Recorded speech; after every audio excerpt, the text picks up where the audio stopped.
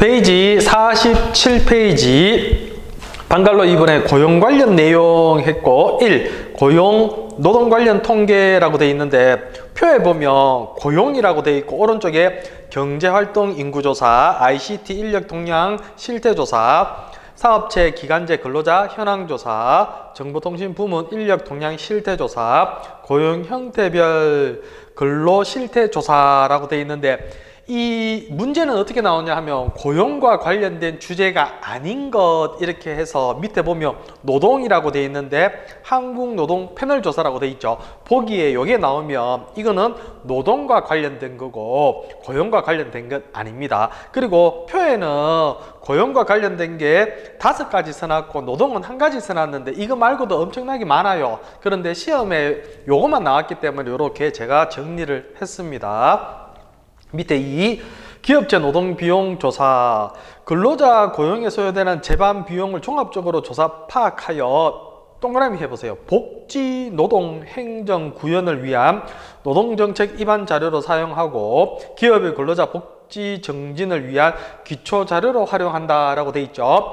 기업체 노동 비용 조사는 복지와 관련돼 있어요. 예를 들어 그 회사에 뭐 농구장이라든지 무슨 족구장 또는 뭐 수영장, 뭐 샤워 시설 등 복지와 관련된 것이 기업체 노동비용 조사입니다. 알겠죠? 그러니까 다음 중 그 성격이 다른 하나라고 이렇게 문제가 나와가지고 우리 도표에 보면 고용과 관련되는 거 그게 3가지가 나오고 나머지 기업체 노동비용 조사가 보기에 하나 나올 거예요. 그러면 이거는 성격이 다른 거예요. 나머지는 다 고용과 관련되는 거 3가지를 문제를 제시해 주거든요. 보기에서 찾아가시면 되고 3. 월드잡 플러스는 해외 취업, 창업, 인턴, 봉사 등의 해외 진출 관련 정보를 통합하여 제공하는 사이트. 이게 무엇입니까? 라고 하면 월드잡 플러스 찾아가시면 됩니다. 여기까지 하고 기출문제로 문제 확인해 보겠습니다. 기출문제지 페이지 85페이지 79번. 다음 중 고용보험법에서 규정하고 있는 고용안전사업에 관한 설명으로 틀린 것 했는데 1번. 재취업을 위한 직업훈련 지원이라고 되어 있죠. 이거는 고용안전하고는 조금 거리가 먼 거예요. 이거는 근로자 직업능력개발법하고 좀 관련이 있거든요. 그러니까 1번이 틀린 것이고 80번 직업안정조직의 고용안정 업무 내용이 아닌 것 했는데 4번 보세요. 연장 근로에 대한 관리감독. 그 회사의 연장 근로를 관리감독은 누가 하는 거예요? 뭐 사장님이 하겠죠. 그러니까 이것도 고용안전 업무와는 조금 거리가 먼 거고 81번 고용센터의 고용안전사업에 해당되는 것은 했는데 3번 직장보육시설 운영비 지원 이것도 이제 고용안전사업이고 82번 다음 중 고용안전사업이 아닌 것 했는데 2번 보세요. 고용 근로자에 대한 훈련 비용 지원이라고 돼 있죠. 이것도 근로자 직업능력 개발하고 조금 관련이 돼 있는 거예요. 이거는 고용안전이 하고는 조금 거리가 먼 것입니다. 83번 다음에 해당하는 고용 관련 지원 제도는 했는데 비정규직 근로자를 정규직으로 전환하고 전일제 근로자를 시간 선택제 근로자로 전환하고 시차 출퇴근제, 재택근무제 등 유연근무제를 도입하여 활용한다. 이것은 그렇죠. 2번 고용안정 장려금이고 84번 실업정책은 크게 고용안정정책, 고용창출정책, 사회안전망 정책으로 나눌 수 있다. 다음 중 사회안전망 정책에 해당하는 것은 했는데 실업급여 제가 동그라미 하라고 했죠. 실업급여 찾아가시면 됩니다.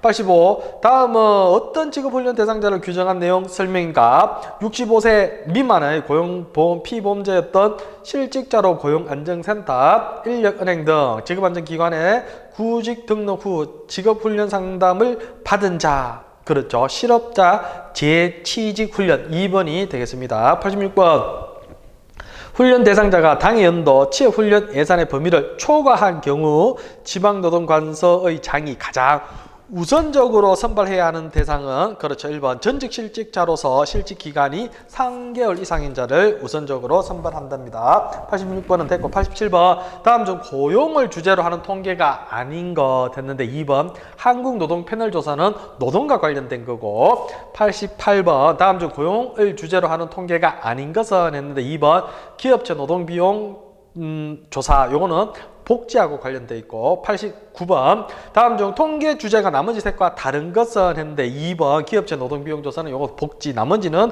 고용과 관련된 주제입니다. 그리고 90번 해외 취업, 창업, 인턴 봉사 등의 해외 진출 관련 정보를 통합하여 제공하는 사이트는 그렇죠. 월드잡 플러스 되겠습니다. 여기까지 하면 직업정보론의 3단원은 끝났고 기본서 48페이지 보겠습니다. 기본서 48페이지 4 직업정보 활용 및 용어 있죠. 여기서는 상갈로 1번에 보세요. 직업정보의 활용 단락이 있고 또 페이지를 좀 넘겨보시면 53페이지 보면 상갈로 2번에 직업정보 용어라고 돼 있죠.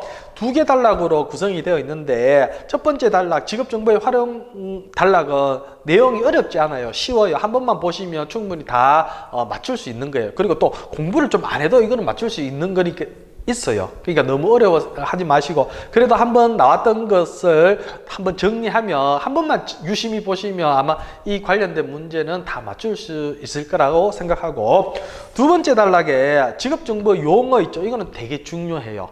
이거는 2차 시험 때도 되게 중요하고 하기 때문에 요거는 조금 주의 깊게 조금 보시면 됩니다. 먼저 페이지 48페이지 상갈로 1번에 직업정보의 활용 보겠습니다. 방갈로 1번에 고용정보의 2에 1 고용정보의 유형 동그라미 1번에 미시정보라고 되어 있죠. 미시정보 옆에 개인이라고 하나 쓰세요. 그리고 그 밑에 동그라미 2번에 거시정보는 그 옆에 국가라고 하나 쓰세요. 미시는 작은 거 그리고 거시는 큰 거, 스케일이 큰 거. 그러니까 거시는 국가가 하는 정보라고 생각하시면 되고 미시는 개인이 알아야 되는 정보라고 생각하시면 돼요. 막 애올라 하지 마시고 자 동그라미 1번에 미시 정보 보겠습니다. 구인 및 구직 정보. 그러니까 일자리를 찾는 거나 사람을 찾는 거나 이거는 개인과 관련된 거죠. 그리고 훈련 정보. 그러니까 개인이 어떤 훈련을 가는지 그리고 자격 정보 어떤 자격증을 취득할 것인지 임금 정보 또 취업 박람회 이런 거 대부분 다 개인이 가는 거잖아. 그죠? 그리고 거시 정보는 노동시장 동향, 직종별, 업종별 인력 수급 현황, 직종별, 지역별 실업률 등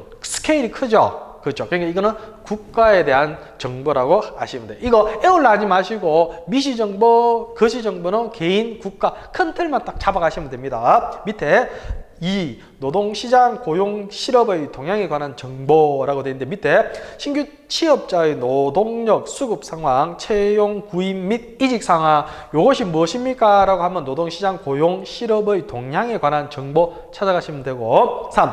직업정보 처리 과정이라고 되어 있는데 직업정보를 만들기 위해서는 어떤 처리 과정인지를 이렇게 보는 건데 첫 번째 보세요. 직업 정보를 수집을 해야 되겠죠. 그리고 분석도 하고 그리고 이쁘게 가공하고 그리고 체계화 만들어 가지고 제공하고 그리고 축적하고 마지막에 이 직업 정보에 대한 평가를 하는 게 이게 직업 정보 처리 과정의 순서입니다. 알겠죠? 갈로 안에 수분 가채 재축평이라고 돼 있죠. 요거는 앞글자 닦는 거예요. 이렇게 좀 외우세요. 알겠죠? 자, 이렇게 하고 문제를 한번 풀어보겠습니다. 기출문제 페이지 88페이지 1번. 다음 고용정보 유형 중 거시정보에 해당하는 것을 올바르게 모두 고른 것은 거시니까 국가, 스케일이 큰 거 찾으시면 되는데 1. 직종별, 업종별 인력 수급 현황. 인력을 수급을 전체적인 현황을 파악한다고. 그럼 큰 거 같아요? 작은 거 같아요? 그렇죠. 큰 거. 2번 B. 노동시장의 동향도 국가가 하는 거죠. 그리고 C를 보세요. 구인 및 구직. 약간 개인 느낌 날죠. 그리고 D는 훈련 정보. 그렇죠. 개인이 어떤 훈련 정보를 파악하는 거잖아. 개인이. 그러니까 답은 1번 A, B가 거시 정보고 2. 신규 취업자의 노동력 수급 상황, 채용 구인 및 이직 상황은 어떤 고용 정보에 속하는가라고 했는데 2번 노동시장 고용 및 실업 동향에 관한 정보 찾아가시면 되고 3번 일반적인 직업 정보 처리 과정을 바르게 나열한 것을 했는데 우리 교재에서는 수분가채 재축평이라고 되어 있죠. 앞글자. 그런데 요거를 애워가지고 중간에 없는 건 빼버리면 돼요. 여기서는 4번 보세요. 수분가채 체계화가 없죠. 제는 제공이 있죠. 축적이 없죠. 근데 마지막에 평. 이렇게 하시면 돼요. 없는 거는 빼버리고 있는 것만 찾아가시면 돼요. 그러니까 답은 4번이 되겠습니다. 4번 직업정보에 대한 설명으로 틀린 것은 했는데 2번 보세요. 직업정보는 수분, 가, 체. 수분이 와야 되겠죠. 근데 체계화가 먼저 왔기 때문에 답은 2번이 틀렸습니다.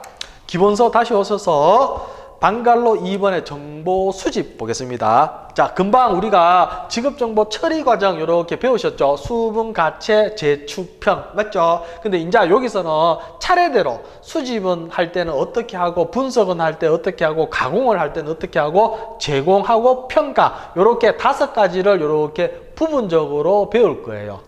자, 그러면 먼저 방갈로 2번에 정보 수집할 때는 어떻게 해야 되는지를 보겠습니다. 1. 정보 수집 시 유의사항은 동그라미 1번에 명확한 목표를 세워야 돼요. 그래서 정보 수집하는데 그냥 막 수집하는 게 아니고 목표도 세워야 되고, 두 번째 직업정보는 계획적으로 수집해야 되고, 이게 뭐 목표나 계획적으로 같은 말이고, 3번 자료를 수집하는 자료의 출처와 저자, 발행 연도와 수집 일자를 기입해야 된다. 이것도 어디서 내가 이거를 출처 몇 년도에 했고 이런 걸 다 기록을 해야 돼요. 알겠죠? 네 번째, 동그라미 4번에 체크하세요. 수집된 정보를 할지라도 밑줄 그어보세요. 항상 유효하지 않기 때문에 지속적인 정보의 보완이 필요한 거예요. 내가 20년 전에 이게 정보를 이렇게 직업 정보를 수집을 했는데 지금 이렇게 사용하면 좀 안 되겠죠. 그러니까 항상 어떻게 돼요? 유효하지 않기 때문에 지속적으로 이렇게 정보의 보완이 필요하다. 이런 말은 맞는 말이에요. 알겠죠? 자, 밑에 이 기존 정보 자료의 수집 정리라고 되어 있죠. 기존 정보의 자료 밑줄 그어보세요. 자료라는 것은 뭐냐면 책자라고 생각하세요. 책자. 자료라는 것은 무엇을 보는 거죠. 그러니까 책자를 보고 자료를 보고 수집 정리한 건데, 동그라미 1번 보세요. 각종 통계 조사, 업무 통계, 왠지 자료라는 느낌 들죠. 그리고 두 번째, 신문 등 보도기사, 신문도 책자잖아. 이런 자료를 보고 수집을 하는 거고, 세 번째, 구인표, 구직표, 이게 구인신청서, 구직신청서, 신청서를 보고 이렇게 직업 정보를 수집하는 거예요. 알겠죠? 근데 여기서 뭐 사람이라든지 이용자 이렇게 사람이 나와요, 보기에. 그러니까 그게 틀린 거예요. 사람은 자료가 아니잖아요. 그죠? 그러니까 요거는 자료를 잘 보셔야 돼요. 자료. 페이지 49쪽 제일 위에 3번 면접을 통한 직업정보 수집. 그러니까 사람들을 만나면서 직업정보를 수집은 어떻게 하는지를 보는 거예요. 동그라미 1번. 자, 동그라미 1번, 2번을 이렇게 묶으세요. 동그라미 1번, 2번을 이렇게 묶고, 그리고 3번, 4번, 5번, 6번까지 이렇게 묶고, 그리고 죄송합니다. 3번부터 5번까지 묶고 6번은 단독 문제인데 6번에 밑에 보면 기억, 니은, 뒤끝 있죠. 이것도 기억, 니은, 뒤끝도 이렇게 묶으세요.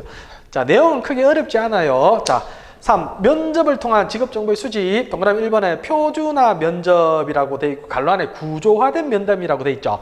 표준화가 됐다는 것은 질문지가 있는 거예요. 그리고 비표준화라는 것, 동그라미 2번에 비표준화라는 것은 질문지가 없는 거예요. 요거는 일단 큰 틀을 가져가셔야 돼요. 자, 동그라미 1번에 표준화 면접은 비표준화 면접에 비해 응답 결과가 있어서 상대적으로 신뢰도가 높지만, 자, 신뢰도가 높다라는 것은 뭐냐면 결과에 대한 일관성이 있는 거죠. 맞아요? 그러면 질문지가 있으면 객관식 질문지를 들고 면접 상대방한테 이렇게 물어보는 거예요. 그러면 누가 물어봐도 결과가 일관성이 있겠죠. 맞아요. 그런데 신뢰도는 높지만 타당도가 낮다라는 것은 뭐냐면, 타당도라는 것은 그 속성을 물어보는 건데, 예를 들어 가지고 표준화 면접을 하러 갔을 때는 내가 객관식 질문지가 있고 그것만 물어보는 거예요. 다른 거 더 궁금한 거 있더라도 못 물어보는 거예요. 왜? 그 질문지에 있는 표준화된 그것만 물어보는 거예요. 그렇기 때문에 표준화 면접은 신뢰도는 높지만 비표준화 면접보다는 뭐가 타당도가 조금 낮다라고 표현을 하는 거예요. 자, 동그라미 2번 보세요. 비표준화 면접은 표준화 면접에 비해 응답 결과가 있어서 상대적으로 타당도가 높지만, 타당도가 높지. 그러면 내가 궁금하고 이런 거를 다 물어봐도 되는 거예요. 비표준화라는 것은 질문지가 없는 거잖아. 현장에서 내가 궁금한 거 다 물어봐도 되는 거예요. 그러니까 속성을 좀 더 정확하게 파악할 수 있겠죠. 그게 뭐냐면 타당도가 높다라고 표현을 하는 거고, 그리고 신뢰도가 낮다는 것은 뭐냐면 내가 갔을 때 물어보는 거하고 다른 사람들이 막 가서 막 물어봤을 때는 결과에 대한 일관성이 들쑥날쑥하겠죠. 그렇기 때문에 일관성이 상대적으로 낮다라고 표현을 하는 겁니다. 동그라미 3번 면접법은 질문지보다 응답 범주의 표준화가 어렵다라고 돼 있죠. 면접법도 서로 막 이야기하는 거예요. 근데 질문지법은 어떻게 보면 표준화 면접 같죠. 딱 질문지라는 것은 물어보는 질문지가 딱 있으니까는. 그러니까 그 응답 범주의 표준화가 어렵다는 것은 객관화하기가 어렵다고 하는 거예요. 알겠죠? 동그라미 4번 면접법은 질문지법보다 제3자 역량을 배제할 수 있다라고 되어 있는데 이것은 뭐냐 하면 면접법은 면접관하고 상대방하고 이렇게 이야기를 하는 건데 질문지법은 뭐냐 하면 이 질문지에 대한 어떻게 응답을 해야 되는지 앞에 있는 사람이 먼저 질문지에 대해서 이렇게 설명을 해주는 거예요. 그러면 이 설명해주는 제3자에 의해 가지고 답을 구하는 내담자의 영향을 끼친다는 거예요. 근데 면접법은 그냥 1대1로 만나는 거잖아. 제3자가 이렇게 관여를 안 하는 거예요. 그렇기 때문에 다시 한번 읽어볼게요. 동그라미 4번에 면접법은 질문지법보다 제3자의 역량을 배제할 수 있다. 그러니까 참여를 배제할 수 있다는 그 말이고, 동그라미 5번에 표준화 면접에는 개방형 및 폐쇄형 질문을 모두 사용할 수 있다.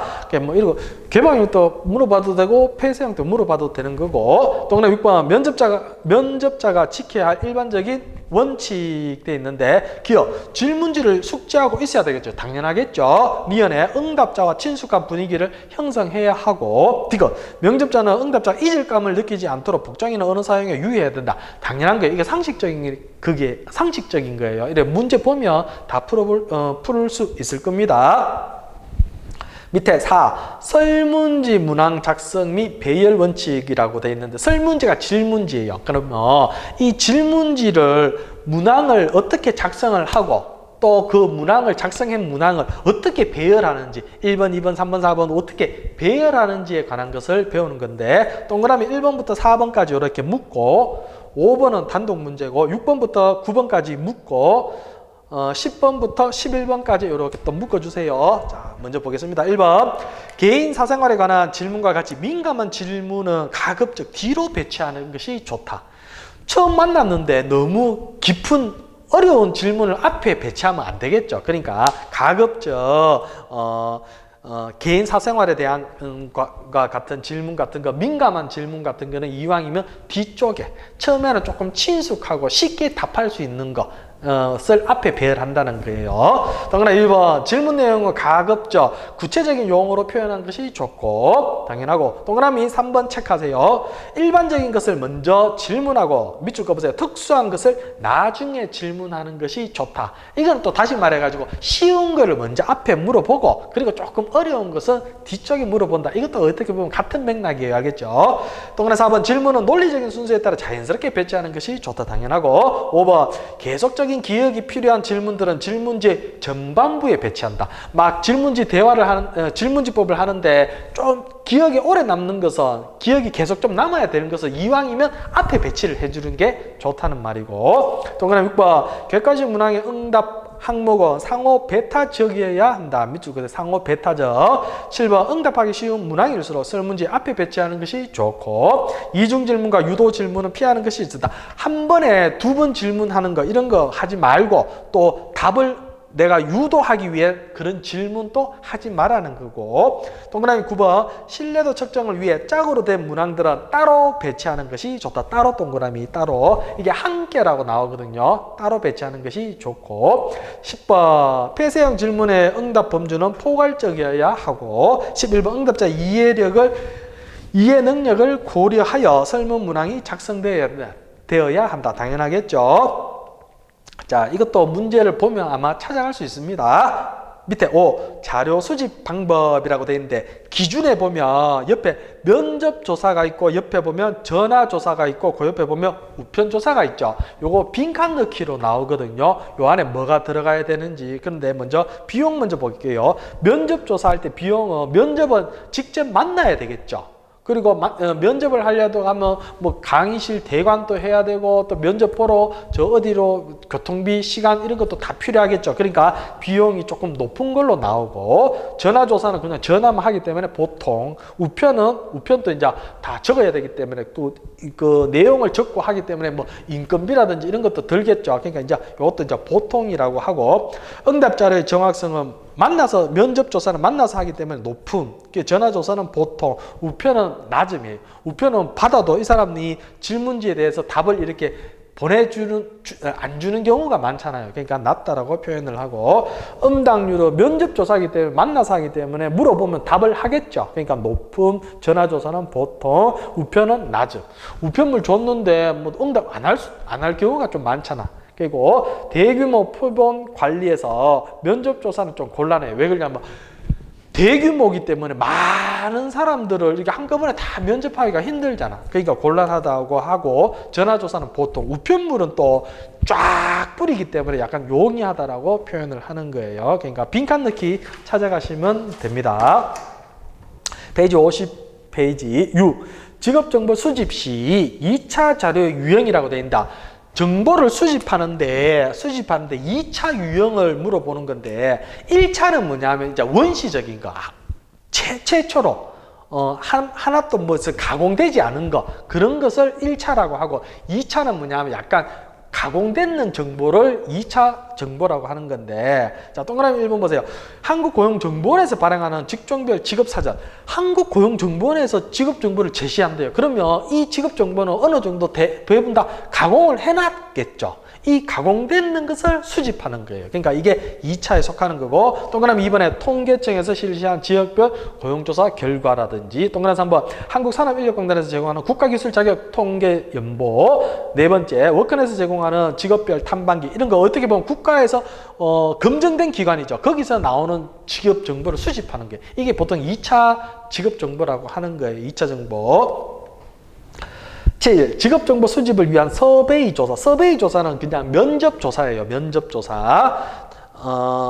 동그라미 1번 보세요. 면접조사는 우편조사에 비해 비언어적 행위의 관찰이 가능하다라고 돼 있죠.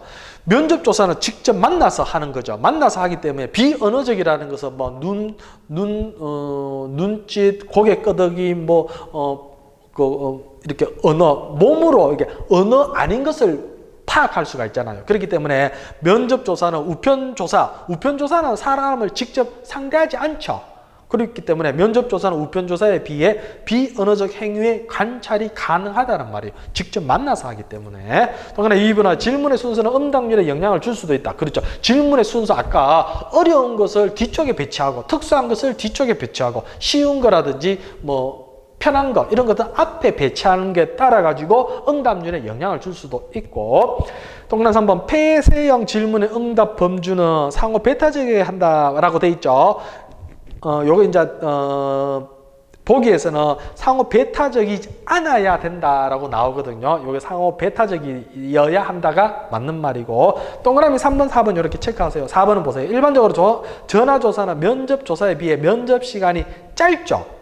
전화조사는 그냥 전화만 하면 되는데 면접조사는 만나가지고 그래도 물어볼 거 많이 물어보잖아. 전화는 금방 끊잖아. 그러니까 전화조사는 면접조사에 비해 면접시간이 짧다는 말이 맞는 말이에요. 알겠죠? 길다라고 나오거든요. 길다 갈로 열고 X 하세요. 길다 갈로 열고 X. 밑에 8. 내용 분석법을 통한 직업정보 수집 장점이라고 되어 있는데 내용 분석법 밑줄 거세요. 내용 분석법을 밑줄 꺼서 거기서 책이라고 하나 쓰세요. 책. 내용은 뭐냐면 책 자료를 보고 이렇게 분석하는 것을 내용 분석이라고 하는 거예요. 그러면 내용 분석이라 하면 딱 수험생 여러분들 이걸 책을 보고 분석하는 거구나 이렇게 생각하시면 돼요. 자, 동그라미 1번 보세요. 장기간의 종단 연구가 가능하다. 왜? 책으로 되어 있기 때문에 우리 역사책 보면 고려시대, 조선시대, 6.25 전쟁 이런 역사책으로 딱 되어 있기 때문에 우리 종단 연구도 가능을 한 거고 또 동그라미 2번에 필요한 경우 재조사가 가능하다.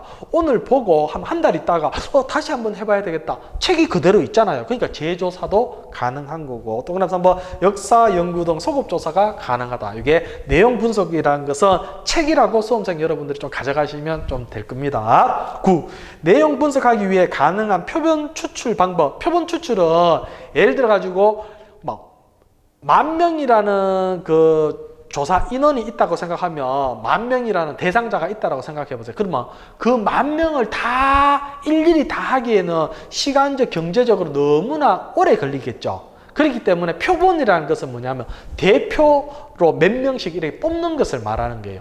1만 명 정도 되면 이걸 다 뽑아가지고 하기에는 너무 많기 때문에 그 1만 명의 대상자 중에서 한 100명이면 100명, 200명이면 200명 이렇게 뽑는 것을 표본 추출 방법이라고 하는 건데, 그 무작위 표본 추출, 청화, 체계적, 군지 요 4가지가 있다고만 가져가세요. 요거는 2차 때 제가 또 자세히 설명을 해드리겠습니다. 1차 때는 요 4가지가 있다고만 가져가시면 됩니다.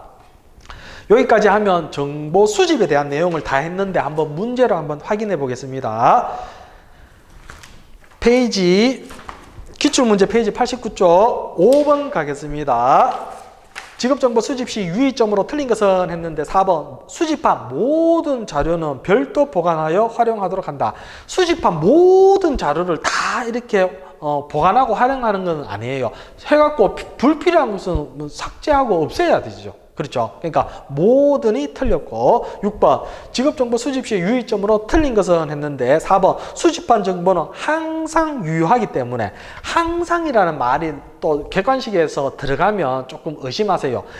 직업정보는 항상 유효한 게 아니에요. 20년 전에 직업정보하고 20년 전에 직업정보를 지금 이렇게 가져와 가지고 보면 유효하지는 않잖아. 그러니까 항상 하기 때문이 틀린 거예요. 알겠죠? 유효하지 않는 게 맞는 말이에요. 알겠죠? 7번 다음 중 직업정보 수집 시 유의사항으로 옳은 것은 했는데 2번 보세요.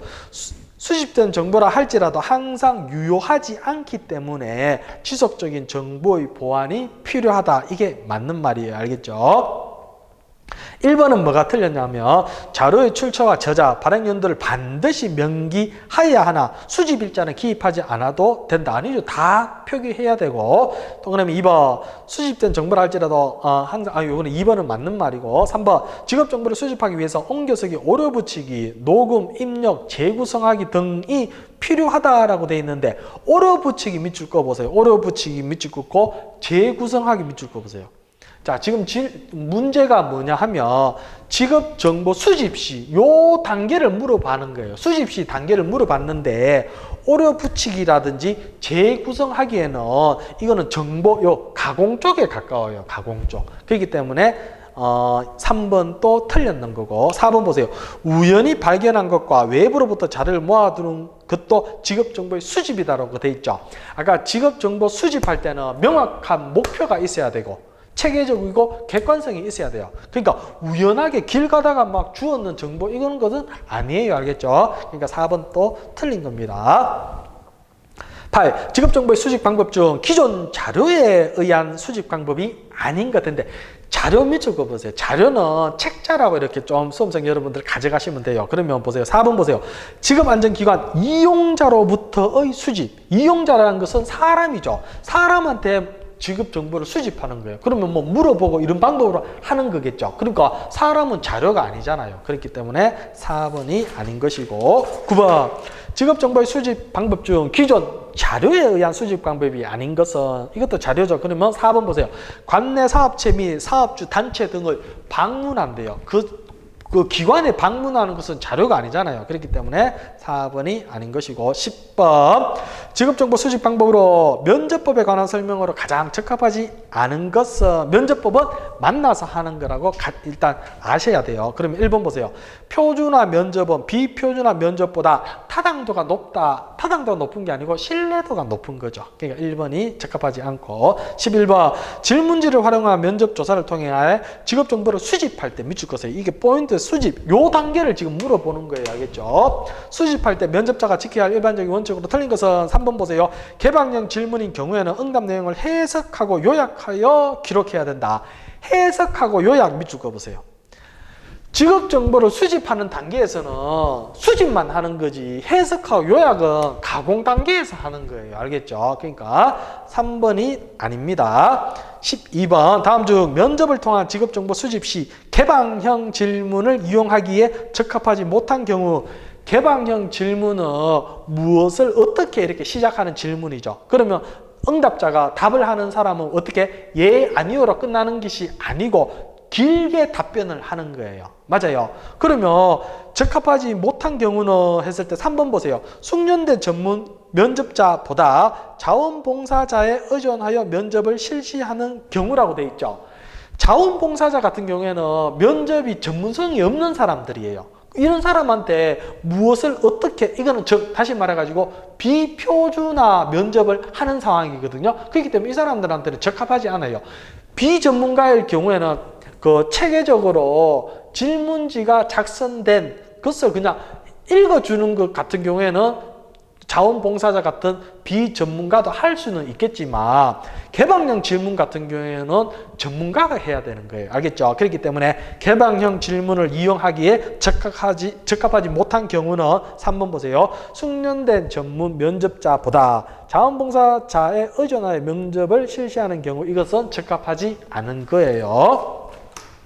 13번 직업정보 수집을 위해 질문지를 마련할 때 문항 작성 및 배열의 원칙과 가장 거리가 먼 것은 3번 특수한 것을 먼저 묻고 그 다음에 일반적인 것을 질문하도록 하는 것이 좋다. 앞뒤가 바뀌었죠. 14번 다음 중 설문지의 질문 문항 순서 결정 시 유의사항으로 옳은 것은 3번 계속적인 기억이 필요한 질문들은 질문지의 전반부에 배치한다. 맞죠? 14-1 질문지를 사용한 조사를 통해 직업 정보를 수집하고자 한다. 질문지 문항 작성 방법에 대한 설명으로 틀린 것은 3번 보세요. 신뢰도 측정을 위해 짝으로 된 문항들은 함께 배치하는 것이 좋다. 함께가 아니고 따로 배치하는 것이 좋은 거고. 14-2 직업정보 수집을 위한 설문지 작성에 관한 설명으로 틀린 것은 했는데 3번 폐쇄형 질문 응답 범주는 상호 배타적이지 않아야 된다라고 되어 있는데 상호 배타적이어야 됩니다. 알겠죠? 14-3번 다음은 직업정보 수집을 위한 자료 수집 방법을 비교한 표이다. 갈로 안에 알맞는 것은 3번이죠. A는 면접조사, B는 전화조사, C는 우편조사. 이렇게 3번이 정답이고 14-4 직업정보 수집 시 2차 자료 유형을 모두 고른 것은 2차 자료라는 것은 약간 가공된 거라고 생각하시면 됩니다. 알겠죠? A, B, C, D 다 맞네요. 14-5 직업정보 수집을 위한 서베이 조사에 관한 설명으로 틀린 것은 서베이 조사는 면접조사라고 아시면 됩니다. 2번 보세요. 일반적으로 전화조사는 면접조사에 비해 면접시간이 짧죠. 그러니까 2번이 틀렸고 15번 내용 분석법을 통해 내용 분석이라는 것도 책을 보고 하는 거구나 이렇게 생각하시면 돼요. 내용 분석을 통해 직업정보 수집할 때의 장점이 아닌 것은 했는데 1번 보세요. 정보 제공자의 반응성이 높다. 자, 책으로 보고 하는데 정보 제공자의 반응을 알 수가 있어요, 없어요?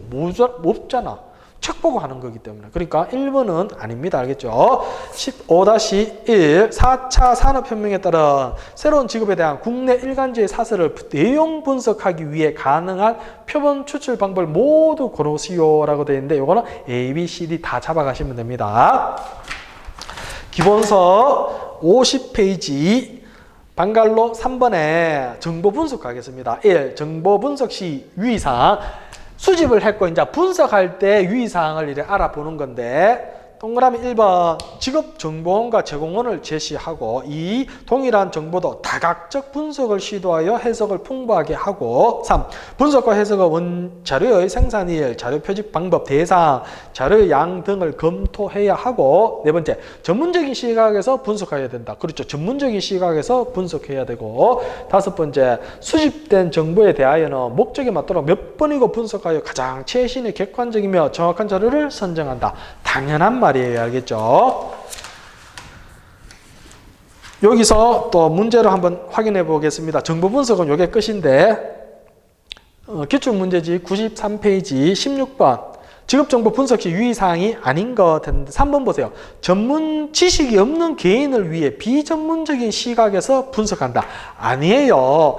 분석은 전문적인 시각으로 분석을 하고 그리고 지식이 없는 개인을 위해서는 일상적인 용어로 사용한다는 말이 맞는 거예요. 분석은 무조건 전문가가 해야 되는 거예요. 알겠죠? 이게 맞는 것 같은데 이거 아니에요. 알겠죠? 전문가가 전문적인 지식을 바탕으로 분석을 하고, 그리고 비전문가를 위해서 일상적인 용어, 알기 쉬운 용어로 표현한다. 이런 말이 맞는 거예요. 알겠죠? 그러니까 16번에 3번이 틀렸고, 17번 직업정보 분석이 유의점으로 틀린 것은 1번 동일한 정보는 한 가지 측면으로 분석하여 단일 해석한다. 다방면으로 해석해야 되겠죠. 18번 직업정보 분석 시 유의점으로 틀린 것은 했는데 3번 보세요. 동일한 정보에 대해서는 한 가지 측면으로 분석한다. 아니에요. 19번 직업정보 분석에 관한 설명으로 틀린 것은 4번 직업정보원과 제공원에 관한 정보를 일반적으로 생략한다. 아니죠. 생략하면 안 되고 제시를 해줘야 되고. 기본서 51페이지 방갈로 4번에 정보 가공 가겠습니다. 요 가공 1. 정보 가공 시 유의사항 1번 보세요. 직업은 그 분야에서 매우 전문적이므로 전문적인 지식이 없어도 이해할 수 있는 언어로 가공한다라고 되어 있죠. 이게 아까 분석하고 조금, 분석은 전문가가 분석을 하고, 그리고 비전문가가 알기 쉽게 알아볼 수 있도록 일상적인 용어를 사용하는 거예요. 이것도 그래요. 가공도 그래요. 동그라미 1번 다시 읽어볼게요. 직업은 그 분야에서 매우 전문적이므로 전문적인 지식이 없어도 이해할 수 있는 언어로 가능하다. 그러니까 분석은 전문가가 하고, 비전문가를 위해서 알기 쉬운, 즉 비전문적인 지식, 전문적인 지식이 없는 사람도 이해할 수 있도록 언어로 사용한다. 이 말이에요. 알겠죠?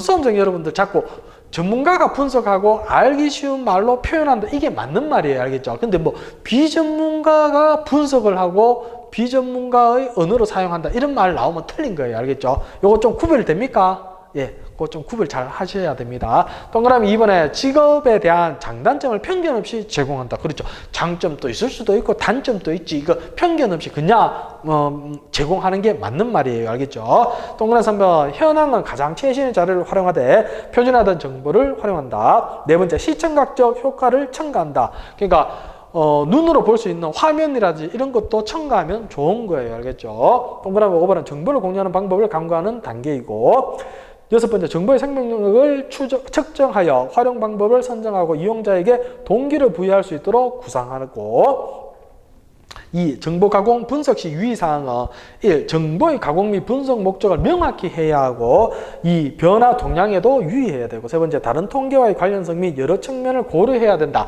자, 다 쉬운 거예요. 한번 이렇게 한번 읽어보시고 문제는 다 쉽게 찾아갈 수 있습니다. 너무 걱정하지 마시고. 자, 방갈로 5번에 정보 제공 가겠습니다. 요거 제공 1. 직업 상담사는 다양한 정보를 수집하기 위해 지속적으로 노력해야 되겠죠. 지속적. 동그라미 2번에 직업 정보 제공의 기능과 역할을 보면 기억, 니은, 티컷 보세요. 여러 가지 직업적 대안들을 명료하게 하고 경험이 부족한 내담자에게 다양한 직업들을 간접적으로 접할 기회를 제공한다. 어떤 거? 직업 정보의 제공의 기능 배우고 있습니다. 티컷. 내담자가 자신의 선택이 현실에 비추어 부적당한 선택이었는지를 점검하고 재조정. 그러니까 다시 말해서 한 번 더 생각해 볼 수 있는, 재조정해 볼 수 있는 기초를 제공한다. 이게 맞습니다. 자, 방갈로 6번에 정보 평가. 이제 정보가 어떤 정보인지, 좋은 정보였는지 안 좋은 정보였는지 등 이런 것을 평가하는 단계 보겠습니다. 1. 직업 정보의 평가의 신뢰성을 갖추기 위하여 포함되어야 할 항목은 기검의 출처라든지, 그리고 정보의 출처, 그리고 또 후원자, 이런 게 포함되어야 할 항목이에요. 오답은 뭐냐면 전문적인 컨설턴트 이렇게 나오거든요. 전문적인 컨설턴트 갈로 열고 X. 이 직업정보의 일반적인 평가 기준은 동그라미 1번 보세요. 어떤 목적으로 만들어졌는지, 그리고 누가 만든 건지, 그리고 언제 만들어진 것인가, 요거에 이제 평가 일반적인 기준이 되는 거예요. 오답으로는 무슨 얼마나 비싼 정보인가 이렇게 보기에 나와요. 얼마나 비싼 정보인가 갈로 열고 X 하시면 됩니다. 페이지 52쪽 3. 효용의 관점에서 의한 직업정보의 평가라고 되어 있는데, 효용의 관점, 효용은 뭐냐면 만족이라고 생각하세요. 만족. 그리고 갈로 안에 앤드루스라고 되어 있죠. 이 앤드루스라는 아저씨가 이 직업정보를 만족의 관점으로, 즉 효용의 관점으로 평가를 했는데, 첫 번째 형태 효용, 두 번째 뭐 시간 효용, 세 번째 장소, 네 번째 소유 효용이라고 했는데, 이 1번의 형태 효용은 뭐냐면, 내가 예를 들어 가지고 제가 직장을 구하고 싶어요. 그런데 내가 이 직장을 일하는 데에서 내가 월급을 한 200만 원 받기를 원해요. 이 형태. 그런데 내가 200만 원을 받기를 원하는데 내하고 비슷하게 200만 원을 줄 수 있는 회사에 대한 정보를 줘야 내가 만족을 하겠죠. 효용. 그러니까 형태 효용이라는 것은 내가 원하는 거 비슷하게 해주는 게 형태 효용이고, 두 번째 시간 효용은 뭐냐면, 내가 일자리를 요번 달 안에 찾기를 원하는데, 그러니까 요번 달 안에 직업을 구할 수 있는 정보가 나한테 줘야 내가 만족을 하겠죠. 그런데 뭐 3년 후에 좋은 일자리 나타난다라고 나한테 그런 직업 정보를 주면 내가 만족을 해요? 안 하잖아. 그러니까 타이밍, 즉 시간에 대한 효용도 있어야 되고, 세 번째 장소 효용은 뭐냐면, 제가 여기서 예를 들어 여기가 포항인데 내가 포항에서 일자리를 찾고 싶은데 서울에 일자리 좋은 거 나타났다라고 나한테 직업 정보를 주면 내가 만족을 해요, 안 해요? 안 하잖아. 그러니까 장소도 중요하고, 나머지 소유 효용, 그러니까 직업 정보도 내만 갖고 있어야지. 모든 사람들이 다 갖고 있으면 그게 무슨 만족이 됩니까? 그렇죠. 그러니까 이렇게 앤드루스라는 아저씨는 효용의 관점에서 직업 정보를 평가했는데, 형태, 시간, 장소, 소유라고 이렇게 네 가지로 평가를 기준이 됐는 거예요. 그러면 암기할 때는 앞글자를 따세요. 앞글자를 따가지고 형시 장소, 형시 장소. 자, 아저씨, 형시 여기 와보세요. 형시 이 장소가 맞습니까? 형시 이 장소가 맞습니까? 형시 장소. 이렇게 앞글자 따가지고 외우세요. 알겠죠? 이렇게 하고 이제 문제를 한번 확인해 보겠습니다. 기출문제 94페이지 20번. 직업정보 가공 시 유의사항으로 틀린 것은 했는데 4번 보세요. 시청각 효과를 부여하면 혼란이 발생하기 때문에 가급적 삼가한다. 아니죠. 아까 시청각 자료도 이왕이면 첨가하면 좋다고 했죠. 21번. 직업정보를 가공할 때 유의해야 할 내용 중 틀린 것은 했는데 4번. 직업은 전문적인 것이므로 가능하면 전문적인 용어를 사용하여 가공한다.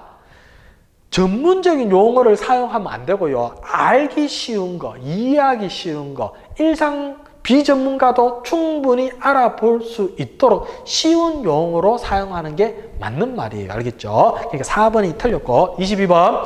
직업정보의 가공에 대한 설명으로 가장 적합하지 않은 것은 3번 보세요. 정보를 제공하는 것은 긍정적이라는 입장에서 출발해야 된다라고 돼 있는데, 맞는 말 그렇죠? 근데 아니에요. 긍정이든 부정이든 아까 우리 교재에서는 장점과 단점을 편견 없이 그냥 제공해라는 거죠. 이것도 그래요. 긍정이든 부정이든 그냥 똑같이 그냥 제공을 해야 되지. 무슨 긍정적인 입장에서 출발한다 이런 말 나오면 틀린 거예요. 알겠죠? 3번이 틀렸습니다. 23번. 고용정보의 가공 분석에 관한 설명으로 틀린 것은 했는데 3번 보세요. 숫자로 표현할 수 없는 정보는 배제해야 한다. 이거 아니에요. 알겠죠? 24번. 다음 중 직업정보 제공에 대한 설명으로 옳은 것은 2번. 직업상담사는 다양한 정보를 수집하기 위해 지속적으로 노력해야 되겠죠. 맞고. 자, 24번에는 2번이 맞고. 25번. 직업상담 시 제공하는 직업정보의 기능과 역할에 대한 설명으로 틀린 것은 했는데 2번 보세요. 내담자의 흥미적성, 가치 등을 파악할 수 있다. 직업 정보의 기능을 물어봤죠. 그런데 내담자의 흥미적성은 직업 정보하고 관련이 없는 거예요. 그 수험생 여러분들 페이지, 이거 기출문제 페이지 3페이지를 보세요. 기출문제 페이지 3페이지. 제일 찾았습니까? 거기에 보면 문제 1번을 보세요. 문제 1번. 제일 첫 번째 문제. 이게 똑같은 문제예요. 1번. 직업상담 시 제공하는 직업정보의 기능과 역할에 대한 설명으로 틀린 거 나오죠. 이게 2번이에요. 내담자 흥미적. 이게 같은 문제인데 처음에 시작하자마자 요 문제를 풀었을 때의 느낌하고 우리가 이제 직업정보를 거의 다 배웠을 때의 나왔는 문제하고 딱 보니까 어때요? 이게 지금 보니까 이 문제가 좀 되게 쉬워 보이지 않습니까? 알겠습니다. 알겠죠? 자, 25번에는 직업 정보의 기능을 물어봤는데 2번에 보세요. 내담자 흥미적성, 가치 등을 파악할 수 있는 것은 직업 정보로는 파악할 수 있는 게 아닙니다. 알겠죠? 2번이 그래서 틀린 거고. 자, 26번 보겠습니다. 26번하고 26번부터 32번까지는 약간 종합적인 문제예요. 한번 보겠습니다. 26번 직업정보의 처리 과정에 대한 설명으로 틀린 것은 3번 보세요. 직업정보 가공 시에는 전문적인 용어를 주로 사용하여 활용 가치를 높여야 한다. 강화할 때 쉬운 언어로 해야지. 쉬운 언어로 알기 쉽고 이해하기 쉽고 누구나 다 보고 알기 쉬운 거 그거를 해야지. 전문적인 용어로 사용하면 비전문가들은 용어를 잘 모르잖아요. 그죠? 3번이 틀렸고 27. 직업정보의 관리 과정에 대한 설명으로 틀린 것은 2번 직업정보 분석 시에는 하나의 항목에 초점을 맞춰 집중적으로 분석해야 된다. 아니죠. 28번 직업정보 관리와 관련한 설명으로 틀린 것은 4번 보세요. 개인의 정보는 보호되어야 하기 때문에 구직 시에는 연령, 학력 및 경력 등은 제공하지 않는 것이 좋다. 아무리 개인정보를 이렇게 보호하는 게 중요하지만 그래도 일자리를 찾으려고 하면 최소한의 내가 어느 학교 나왔고 어떤 경력이 있는지 내 나이는 어떤지 이거는 좀 가르쳐 줘야죠. 알겠죠? 4번이 틀린 것이고 29번 다음 중 노동시장 정보에 대한 설명으로 옳지 않은 것은 4번 우리나라의 경우 노동시장 정보자료의 수집, 분석, 가공은 통계청에서 주로 담당하고 있다. 밑에 보면 해석에 보면 통계청이 아니고 고용노동부에서 주로 담당하고 있습니다. 30번 조직의 각 계층이 사용하는 정보의 특성에 관해 옳지 않은 것은 1번 운영관리청이 요구하는 정보의 범위는 조직 외부에 초점을 둔다. 외부가 아니고 내부예요. 그 해석에도 보면 내부에 초점을 맞춘다라고 되어 있고 31번 컴퓨터 분야의 신생 유망 직업으로 주요 컴퓨터 분야에 종사하면서 소프트웨어나 하드웨어가 출시되기 전에 이를 사전에 점검하여 사용상의 문제점 및 보완점을 발견하여 좋지 않은 일을 하는 직업을 무엇이라고 하는가. 여기 이제 정보 제공자. 이거는 문제로 익히세요. 32번 직업 정보 제공 관련 내용 중 틀린 것은 했는데 4번 보세요. 국가기술 자격 검증 안내서, 부동산 관리사, 자동차 관리사 등의 자격 검증 안내라고 되어 있는데 보기 보세요. 답을 보면 밑에 해설 보면 부동산 관리사는 국제공인 자격증으로 국내에서 자격 검증을 통해 취득하는 것이 아니라고 합니다. 틀린 것은 4번이고 33번 직업정보의 평가에서 신뢰성을 갖기 위해 포함되어야 할 항목이 아닌 것은 했는데 1번 전문적인 컨설턴트가 아니고 34번 직업정보 일반적인 평가 기준과 가장 거리가 먼 것은 2번 얼마나 비싼 정보인가 아니고 35번 앤드루스 아저씨가 제시한 정보 효용에 해당하지 않은 것은 아저씨 형시 이 장소가 맞습니까? 형시 장소 그러면 어떻게 돼요? 통제 효용이 아닌 거죠. 그러니까 그렇기 때문에 4번이 해당하지 않습니다. 수험생 여러분 여기까지 하고 조금 쉬었다 하겠습니다. 수고 많이 하셨습니다.